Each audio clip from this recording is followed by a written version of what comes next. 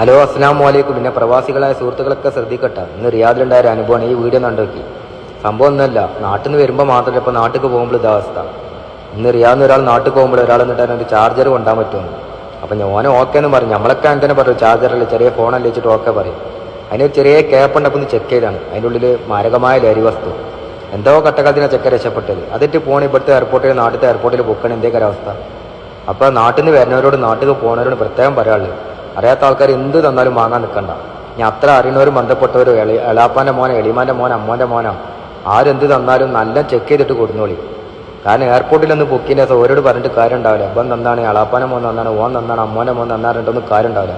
അവർ നേരെ ജയിൽ കൊണ്ടിടുള്ളൂ, വേറെ ഒന്നും ഉണ്ടാവില്ല. അപ്പോൾ ശ്രദ്ധിച്ചാൽ ദുഃഖിക്കണ്ട. നാട്ടിൽ നിന്ന് വരുന്നവരും നാട്ടിൽ പോകുന്നവരും പ്രത്യേകം ശ്രദ്ധിക്കുക. എന്ത് തന്നാലും നല്ല ചെക്ക് ചെയ്തിട്ട് കൊടുന്നോളി. പിന്നെ പറഞ്ഞിട്ട് കാര്യം ഉണ്ടാവില്ല. അപ്പോൾ ഇത് ഷെയർ ചെയ്തോളി, ആർക്കെങ്കിലും ഉപകാരപ്പെട്ടല്ലോ.